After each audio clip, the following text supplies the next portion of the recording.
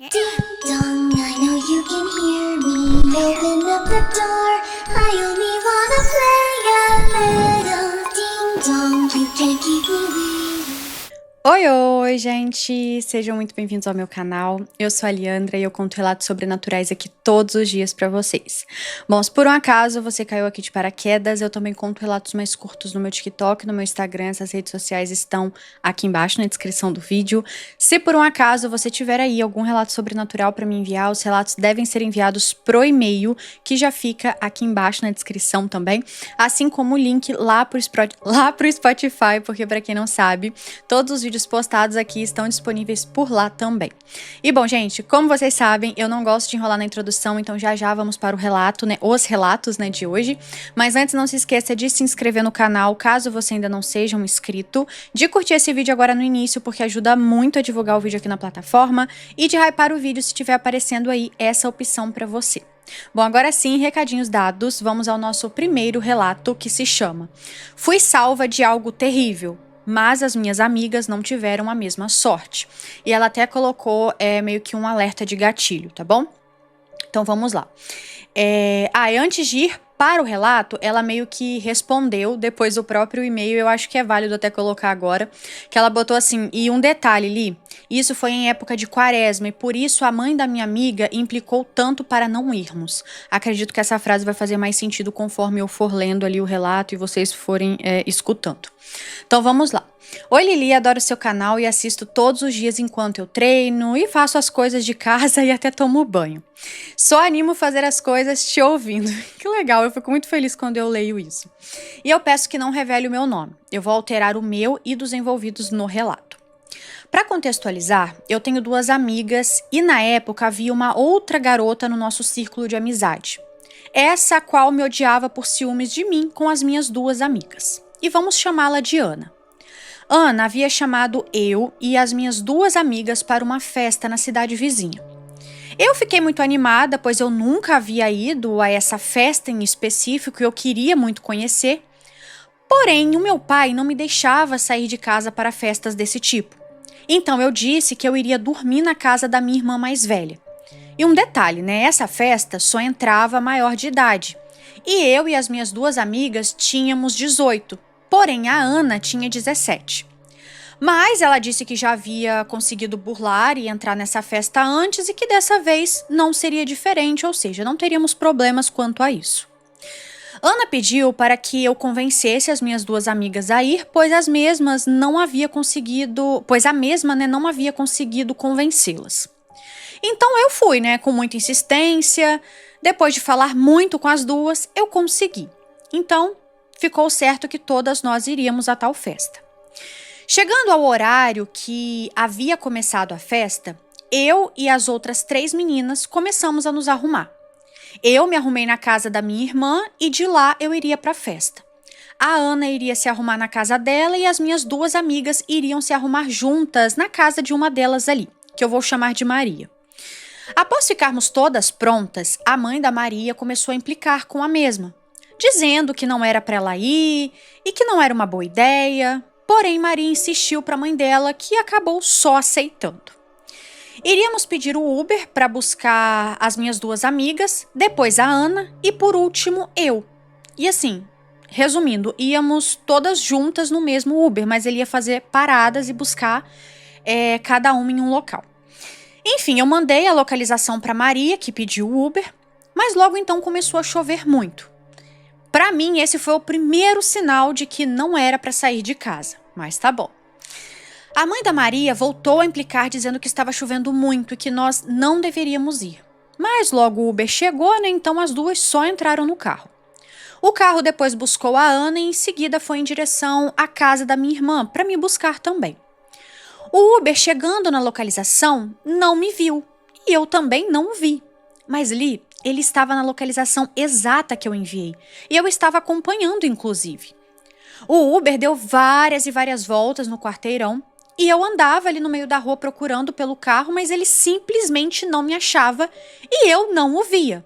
Ou seja, isso aí já era o segundo sinal. Enfim, o Uber, já muito irritado por estar dando voltas e voltas, disse que não iria mais me procurar e que iria à localização final, que era a festa. Bom, eu fiquei muito chateada por minhas amigas estarem indo sem mim, me deixando para trás. Então a minha irmã, com muita pena de mim, acabou me levando de carro até a festa. Chegando lá, ainda estava chovendo muito, mas eu encontrei as três ali na frente do local onde seria a festa. Assim que me aproximei, elas me disseram que a Ana não conseguiu entrar por conta da identidade. Porque, é óbvio, na identidade dela mostrava que ela era menor de idade, a festa era para maior de 18.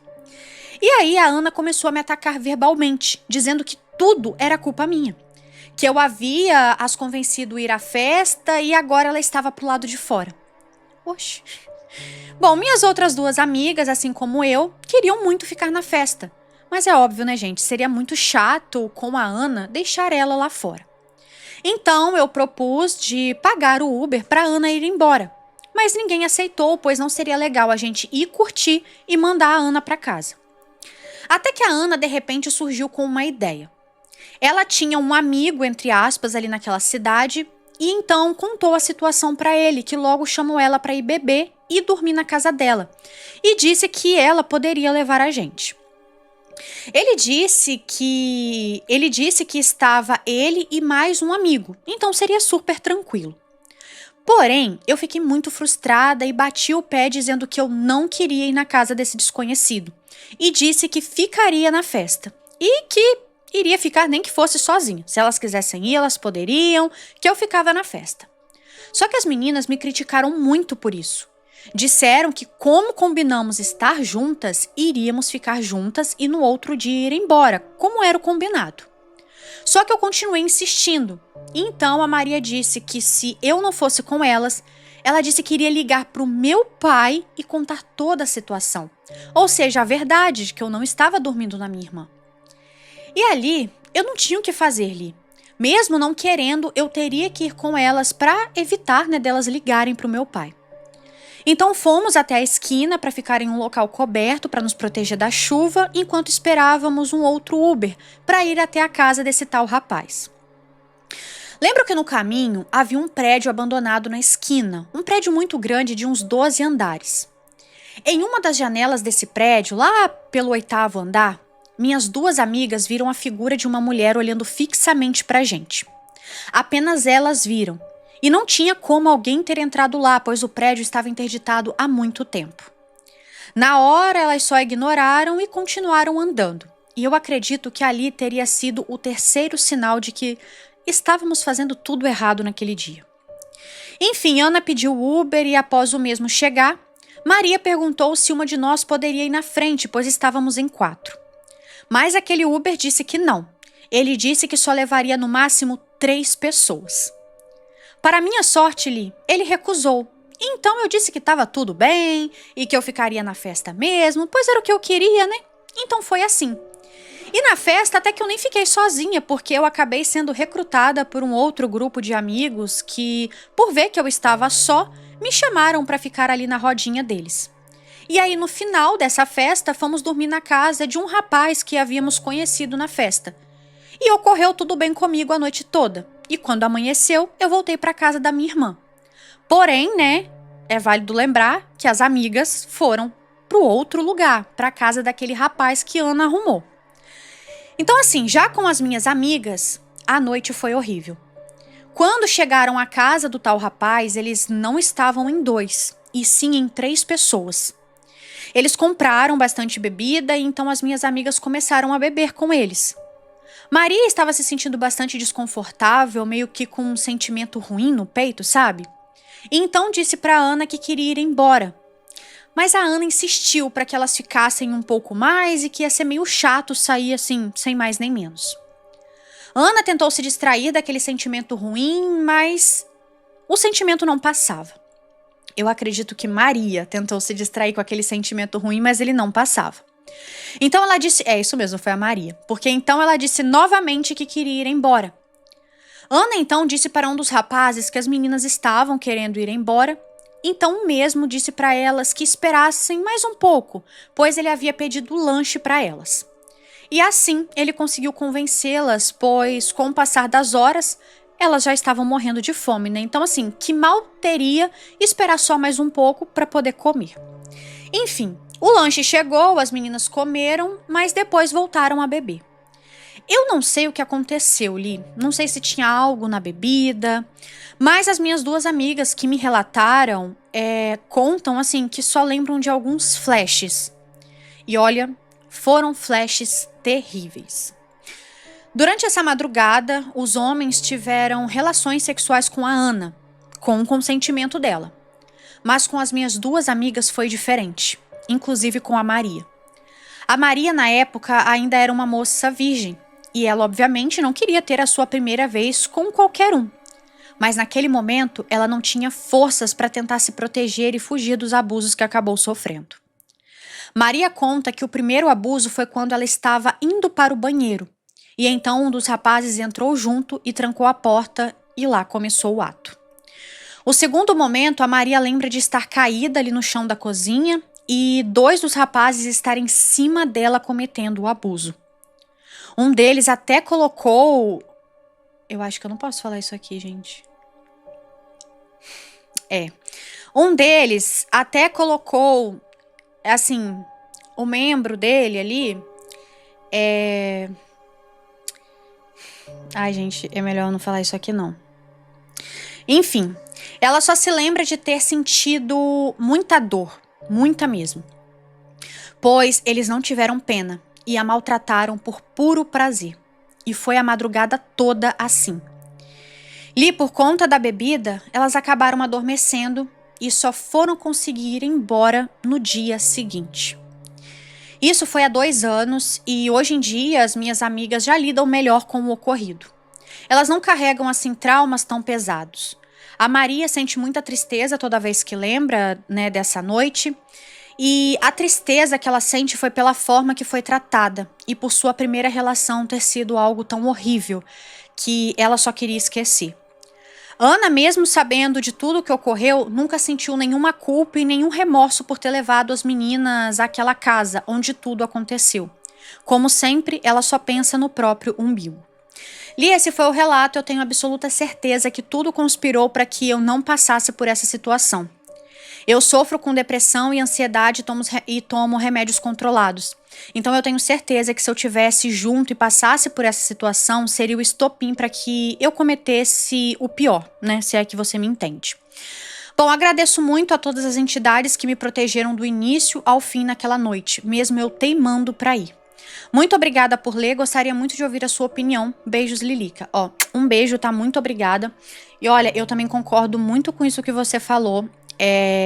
Eu acho que todas essas coisas que foram acontecendo ali conforme a noite ia passando, foi tudo pra vocês não irem, né? Não ir, aborta a missão, mas não, né? Não tô julgando também não, tá, gente? Porque querendo ou não, falar é fácil, na prática é totalmente diferente. Mas que alguma coisa não tava querendo que vocês, assim, fossem pra festa, tava. Agora, por quê? Eu não sei. Mas que alguma coisa não queria que vocês ficassem quietinhas ali.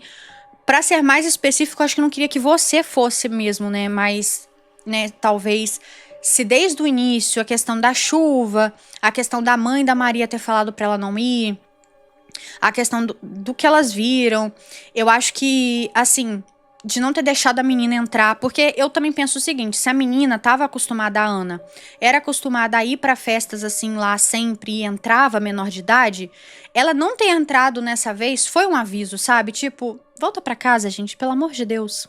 Então, assim, eu penso muito nisso. É melhor quando começa a acontecer muita coisa, assim, não só pra festa, mas pra viagem, pra qualquer coisa diferente que a gente vai fazer. Começa a acontecer umas coisas assim meio estranhas, é melhor abortar a missão, porque às vezes é um aviso divino, né, de que alguma coisa muito ruim vai acontecer. Mas enfim, de qualquer forma, assim, eu sinto muito pelo que aconteceu com as suas amigas, eu imagino que não deve ter sido fácil, não deve ser fácil lidar com essa situação. Enfim, né? E de qualquer forma, muito obrigada por ter enviado o relato. E agora a gente vai para o próximo, que se chama Uma Pombagira me salvou de ser assassinada. Gente, esse relato aqui em específico, eu li ele até o final já, na hora que eu estava separando, e eu achei esse relato muito curioso. Vocês vão ver no final dele, assim, eu achei ele muito interessante, que é um sinal que foi um relato que me deixou, assim, com um pensamento de que quando a gente é sagaz, sabe, quando a gente consegue meio que se virar nos 30 diante ali de uma determinada situação, como isso pode nos salvar. E esse relato mostra exatamente isso, como a gente tem que ser sempre desembolado, sabe, porque às vezes a nossa vida depende disso. Vocês vão entender já já, então vamos lá. Olá, Lili, me chamo Joyce e eu já te enviei um relato sobre a minha casa mal assombrada. E depois você procura porque é babado. Eu sou carioca e na época eu tinha 20 anos e fui passar as minhas férias em Salvador, Bahia. E eu amo a Bahia.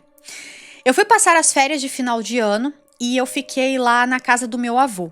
E como ele já era um senhor, eu aproveitava e saía direto. Eu já era adulta, assim, não bebia e nem usava drogas, então assim, ninguém ligava muito de eu ficar saindo por aí, até porque eu era bem responsável. E ok, eu arrumei ali um grupo de amigos e ia pro Pelourinho, Acarajé da Cira, esqueci o nome, Aldeia Hippie, que é lá perto onde a Ivete Sangalo tem casa, enfim. Eu rodava Salvador inteiro, do lugar mais chique ao mais perigoso. Eu sempre fui muito falante, bem extrovertida, e nessa época eu era uma mulher bem bonitinha, então assim, fazia sucesso. Baiano adora o sotaque carioca. E outra, como eu estava em Salvador, eu não iria ficar com fama de Kenga, né? Então eu fui lá ver o que os baianos têm. Eu não entendi muito bem o que ela quis dizer. Peraí. Nessa época eu era uma mulher bem bonitinha, então eu fazia sucesso. Baiano adora o sotaque carioca. E outra, como eu estava em Salvador, não iria ficar com fama de Kenga, né? Não entendi. Enfim. Então eu fui lá ver o que os baianos têm. Enfim, daí eu conheci duas meninas que aqui vão se chamar de Bruna e Olivia. Eu troquei o nome delas porque, sei lá, vai que a Olivia fica puta de eu contar essa história. E bom, a Bruna era uma menina bem bonita. Cabelos cacheados ali até o meio das costas, morena jambo, um corpo muito bonito. E ela também tinha uma pele, assim, maravilhosa. A Olivia é uma menina mais normalzinha. Enfim, então nós três estávamos sempre juntas, porém a Bruna, ela tinha um namorado, que aqui vamos chamar ele de José. E nossa, que cara chato. José sempre estava atrás dela.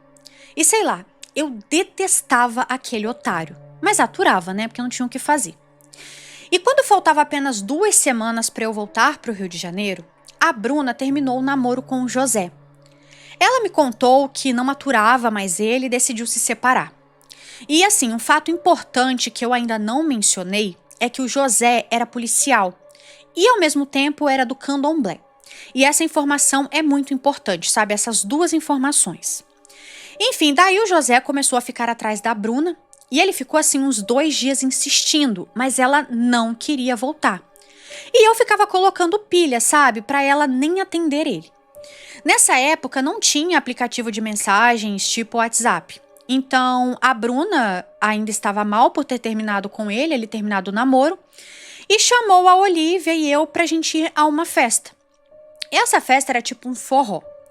Eu fui. Chegando lá nós dançamos, bebemos, e assim, eu nunca fui de beber muito, mas nesse dia eu tomei umas 2 cervejas. Então, por conta disso, eu fiquei meio bêbada, meio cansada, e em um determinado momento chamei as meninas para irem embora. Elas concordaram, então eu fui para casa delas. E bom, chegando lá, quando nós entramos nessa casa, que era a casa da Bruna, adivinha só quem estava lá armado e no sofá? Isso mesmo, aquele desgraçado do José. Ele logo deu uma coronhada na cabeça dela e me mandou eu ir pro quarto. Mas só que essa casa era tipo assim, mais ou menos uma kitnet. Então tudo que acontecia na sala eu conseguia ver pelo espelho do guarda-roupas, porque o lugar era bem pequeno. Ele pegou nossas bolsas, então não dava nem, assim, pra ligar pra ninguém. Esse lugar era uma vila de casas, assim, até dava pra gritar e pedir por socorro, pedir, né, por socorro, mas eu estava com tanto medo que eu nem pensei em gritar. E li do céu, meu coração ele batia tão forte que parecia que iria cair no chão. Eu tenho olhos grandes e imagina só como eles ficaram. Mas é sério, eu tremia muito, mas mesmo assim eu não conseguia chorar. E até hoje me pergunto por que eu não chorei. Eu lembro que o miserável falava bem assim: sabe, carioca, não era pra você estar aqui. Eu iria matar ela e o amante. Sim. A... Ela, sem querer, falou o nome real da menina. Sim, Li, a Bruna ficou com um carinha lá na festa e eu fiquei com o outro. Daí ele falava: você tá no lugar errado e na hora errada. Deixa eu só confirmar se é Bruna mesmo. É isso mesmo, só que aqui, nossa, e por pouco que eu não falei o nome dela, tá? Ainda bem que eu me toquei. Enfim, você está no lugar errado e na hora errada. Mas como você está aqui, eu irei matar vocês duas e depois eu vou me matar. Olha, Lili, na hora eu só pensei, porra, eu carioca morrer na Bahia? Que merda. E eu digo isso, Leandra, porque dizem que o RJ, né, é tão violento e no final eu ia sair do Rio de Janeiro pra morrer na Bahia. Eu estava, assim, incrédula com isso. Daí ele sentou nós duas ali na sala e, tipo, uma de frente pra outra. E ele estava... ela estava no chão e eu no sofá, mas assim... Eu estava, tipo, naquelas poltronas de vovô, sabe? Então, eu na poltrona virada pra ela e ela no chão sentada, mas virada pra mim.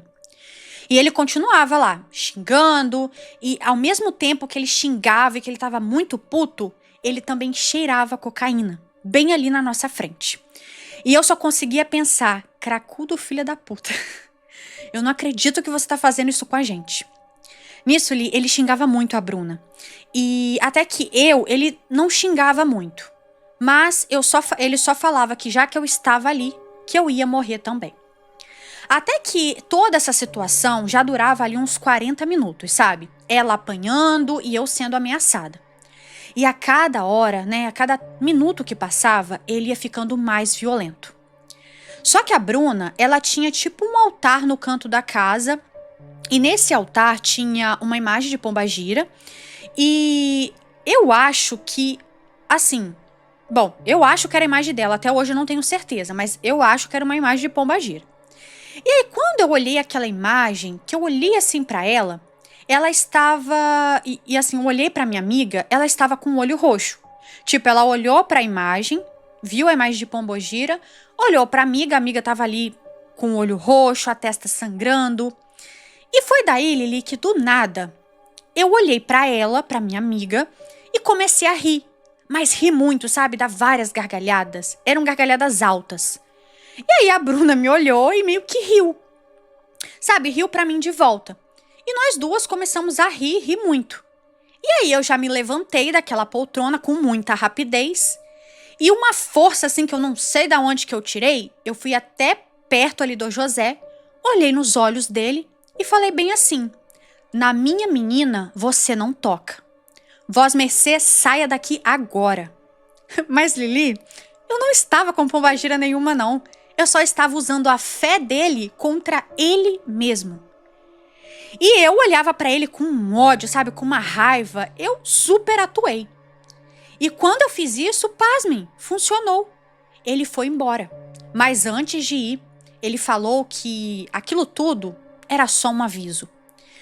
Bom, depois que ele foi embora, nós respiramos aliviadas. E eu só sei que no dia seguinte eu já estava no Galeão, que é o aeroporto do Rio de Janeiro. Eu não sou boba nem nada. Você acha que eu ia ficar mais lá na cidade? É ruim, hein? Fui para casa o mais rápido possível. Mas é claro que antes de ir, eu conversei com a Bruna. Falei para ela se afastar daquele homem, sei lá, fugir. E ela falou que iria seguir o meu conselho.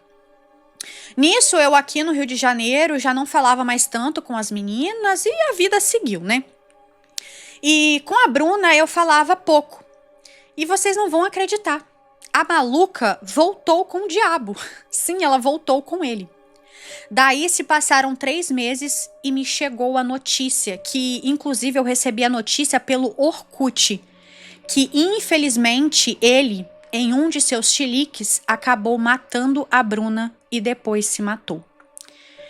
Olha, eu fiquei extremamente arrasada, porém estava nítido que aquilo aconteceria. Daí eu continuei a viver a minha vida e depois de 6 meses eu fui a um terreiro e eu fui assim mais para comer e para beber, pois era uma festa que estava tendo, até que virou uma pombagira. E eu irei te confessar que eu não consigo lembrar o nome dela, mas ela falou bem assim para mim. Sabe aquele dia? Aquele dia que o par de calças ia te matar? Então, não era você, era eu. Ele não via você, ele via a mim do jeito que eu realmente sou. E Lili do céu, ninguém sabia disso. E aí, depois de um tempo, eu descobri que eu sou médio consciente, mas eu não segui a religião, pois é muita responsabilidade e eu sou da pá virada. Como dizem os mais eu sou da pá virada, né? Como dizem os mais antigos. E essa foi a história. Eu achei que a carioca aqui tinha dado um perdido em um baiano, mas era a minha pombogira me salvando. Hoje eu tenho 37 anos, sou casada e há 10 anos eu sosseguei meu facho. Desculpa o textão e os erros de português que possam ter aparecido. Adoro o seu canal e se você contar eu saberei, pois eu assisto literalmente tudo. Beijos e até a próxima. Ó, um beijo, tá? Muito obrigada. E, gente, foi o que eu falei lá no início. Eu achei esse relato muito legal porque, assim, tem a parte que a moça morreu e essa parte realmente é uma coisa à parte que é pesada. Mas eu achei muito interessante porque, tipo assim, ela, querendo ou não, ela não tinha conhecimento de que ela era uma médium consciente. Pra vocês, assim, ficou claro que ela nem sabia se a imagem que estava no altar era ou não de pombogira, então ela nem conhecia, tinha zero conhecimento. Então ela só pensou assim, quer saber? Porque por mais que às vezes a gente não tenha conhecimento e tudo mais, eu acredito que todo mundo sabe mais ou menos como uma pombogira desce em terra, porque a gente, querendo ou não, vê muito as pessoas meio que encenando em igreja evangélica, enfim. Eu, pelo menos, antes de começar a frequentar terreiro, eu já sabia como era, porque eu via nas igrejas, tipo, então, a gente sabe mais ou menos como que é. Então, acho que ali ela pensou, já que é da fé dele, e dela também, aparentemente, da amiga, né, porque se ela tinha um altar, né, então ela pensou, vou encenar aqui, mas até que no final a pombogira realmente apareceu, então foi o que ele viu, então por isso que ele se assustou. Mas de qualquer forma eu achei muita sagacidade dela e querendo ou não, né, é carioca, né? Então assim, isso diz muito sobre a atitude dela. Porque o carioca, ele é sagaz, todo carioca é. Então, né, enfim. Ela fez, como que fala? Ela fez jus ao nome, eu acho que é isso, né? Não, nem sei o que eu tô falando, mas enfim, vocês entenderam. Enfim, ela mostrou que ela é carioca. E que pena, né, que, tipo, a menina não ouviu os conselhos dela, né, e voltou. Mas também é muito difícil, eu nem julgo, porque aqui na minha cidade, eu já conheci uma menina que ela já se relacionou com um policial. Gente, é lógico que não é generalizando todos os policiais, gente, pelo amor de Deus, não me entendam mal. Mas, ó, eu acho que às vezes é melhor você se relacionar com um demônio, porque, juro... Sério, é sem comentários. Porque ele usava muito o fato dele ser policial, dele ter acesso a armas e tudo mais, pra ficar ameaçando ela. E é muito complicado. Muito, muito, muito complicado mesmo. Ele só parou de atentar a ela depois que ele arrumou uma outra pessoa pra ele se relacionar, que aí ela deu graças a Deus que isso aconteceu, que essa menina entrou no caminho dele, que aí ele deixou ela em paz. Porque senão... ela ia ter que voltar com ele, porque ele ameaçava ela, ameaçava a mãe, pai, irmão. Então, assim, é bem complicado mesmo você se relacionar a pessoas que têm poder. Então, a gente tem que pensar muito bem, principalmente poder com arma, poder em relação à lei. Então, assim, a gente tem que pensar muito bem quando a gente tá se envolvendo com pessoas assim, porque, ó, às vezes, pra sair disso depois, é muito complicado. Mas, enfim, de qualquer forma, muito obrigada, tá? E sinto muito, né, pela sua amiga. Infelizmente teve um fim ruim, né? Um fim trágico. Mas vamos para o próximo, que se chama Acho que eu vi um OVNI em Paranapiacaba. Oi, Li, tudo bem? Você pode me chamar de Cris. É meu apelido e tudo bem me chamar assim. Bom, eu estou acompanhando o seu canal e eu tenho tantos relatos que eu vou ouvindo os que você conta e vou anotando, né, os que eu lembro, né, dos meus para poder te enviar. E esse relato aqui ele é curtinho e eu vou até te enviar uma imagem do local para você ver como é lá. Não vou dar tantos detalhes porque envolve um grupo de pessoas, já que a experiência não foi só comigo. Então, se algum deles ouvir o relato e reconhecer, aí já não é comigo, né? Entendi. Bom, isso aconteceu em 2020. Eu estava em um trabalho novo, amigos novos, loucuras novas. E nessa época, eu era meio doida, sabe? De ir em cachoeira, rio, praia, acampar assim no meio do nada. E assim, eu ia sem nem conhecer direito as pessoas com quem eu ia. Como minha mãe me prendeu muito desde sempre, eu lembro que quando eu completei 20 anos, eu queria viver tudo o que eu não pude, então eu vivia loucamente. E isso me proporcionou muitas experiências. Mas assim, eu sempre fui muito a mãe do rolê, né? Assim, queria viver as experiências, mas ao mesmo tempo também tinha um certo juízo, né? E a primeira vez que eu bebi, eu levei um porre para que nunca mais. E olha que hoje, com 27 anos, o máximo que eu tomo é uma latinha de cerveja no meu aniversário. Eu também nunca experimentei nada de diferente, se é que você me entende. Eu tenho uma ansiedade e eu morro de medo de usar alguma coisa que, sei lá, me dê alguma crise muito forte, sei lá, fazer alguma besteira com a minha vida, né? Então, assim, entendendo o contexto, eu vou explicar o cenário. Eu e duas colegas de trabalho, que vamos chamar eles de João e Pedro, combinamos de irmos acampar na Serra do Mursa, em Paranapiacaba. Nós saímos do trabalho às 22h40, pegamos o último trem e o João, que planejou o rolê, tinha uma galera de amigos que ia junto e nós nos encontramos nesse trem. Chegando na trilha, eu já estava com uma sensação de que porra que eu tô fazendo? E pra ser sincera, eu queria muito ir embora. Tinha chovido e assim a trilha estava lamacenta, sabe? E meio perigosa. E eu já tinha um pouco de experiência ali em trilhas e chuvas e eu sabia que isso não combinava, sabe? Trilha com chuva. Subimos com muita dificuldade e o pessoal já estava ficando meio que louco, sabe? Eu acho que louco, não louco. Louco de alguma coisa, eu acho. O pessoal já estava ficando loucos, acho que louco de alguma coisa. A mata parecia estar cada vez mais fechada. E eu podia jurar que passamos no mínimo 3 vezes no mesmo lugar. Sério, quando descemos e eu reparei que o caminho era bem mais curto do que quando subimos, eu fiquei meio assim com medo. Mas enfim, chegamos no topo com muita luta. E lá em cima já tinham algumas outras pessoas acampando.